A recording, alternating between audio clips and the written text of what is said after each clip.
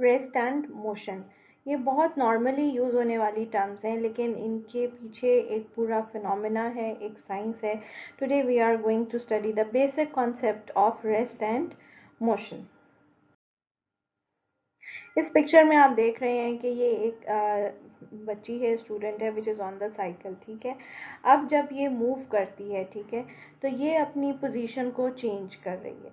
इसकी सराउंडिंग के हिसाब से इसकी पोजीशन चेंज हुई. इट मीन्स कि इसने मूव किया. इसी तरीके से ये जो बर्ड था, इसने भी सराउंडिंग के अकॉर्डिंगली अपनी पोजीशन को चेंज किया.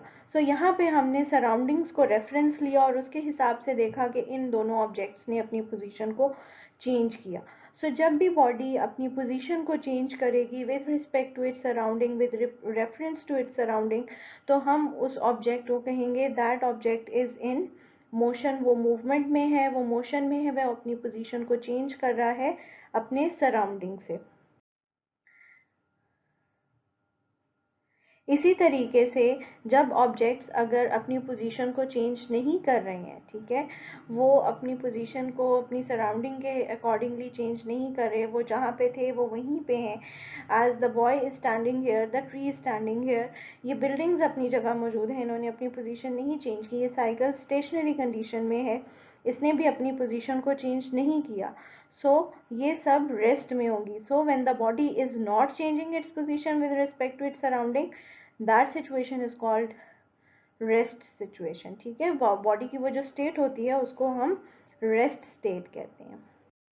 अब रेस्ट और मोशन, ये दोनों स्टेट्स जो हैं वो रिलेटिव हैं. What does it mean? So before starting the explanation, हम देखते हैं कि ये जो हमने वर्ड यूज़ किया, that rest and motion, these states are relative. Relative का क्या मीनिंग है? Relative means that they are related to each other, they are associated to each other. इनका आपस में कोई ना कोई लिंक है, ये लिंक्ड हैं, ये एक दूसरे से कनेक्टेड हैं. ठीक है, अब इसमें है क्या सिचुएशन?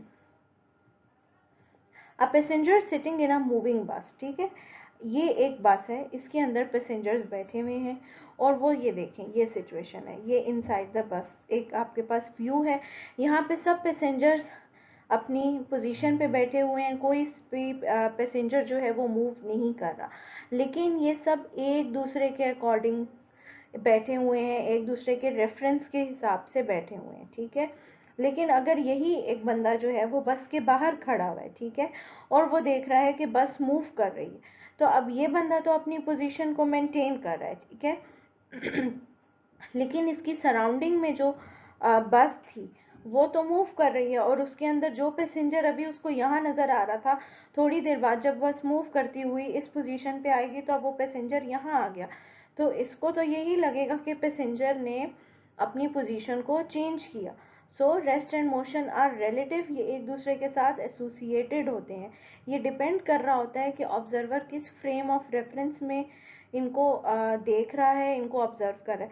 अब अगर इस इंटरनल कंडीशन को देखा जाए बस की, तो ये सारे पैसेंजर्स जो हैं ये अपनी फ्रेम ऑफ रेफरेंस के अकॉर्डिंगली, अपनी सराउंडिंग के अकॉर्डिंगली रेस्ट में हैं, they are not moving. But according to the man who is standing outside the bus, जो बस के बाहर खड़ा हुआ है, उसके अकॉर्डिंगली, उसके फ्रेम ऑफ रेफरेंस में बस ने यहाँ से यहाँ तक डिस्टेंस कवर किया. सो ये पैसेंजर जो पहले यहाँ पर थे अब वो यहाँ पर आ गए. सो इन्होंने अपनी पोजीशन को चेंज किया.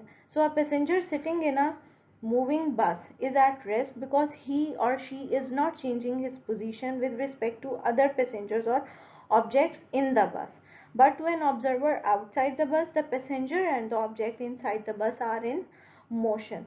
तो ये इसका बेसिक रीज़न है कि रेस्ट और मोशन जो है वो रिलेटिव है, वो एसोसिएटेड है, और एक चीज़ पे ये डिपेंड करते हैं फ्रेम ऑफ रेफरेंस में, कि हम किस फ्रेम ऑफ रेफरेंस में, किस सिचुएशन में, किन सराउंडिंग्स में इनको ऑब्जर्व कर रहे हैं.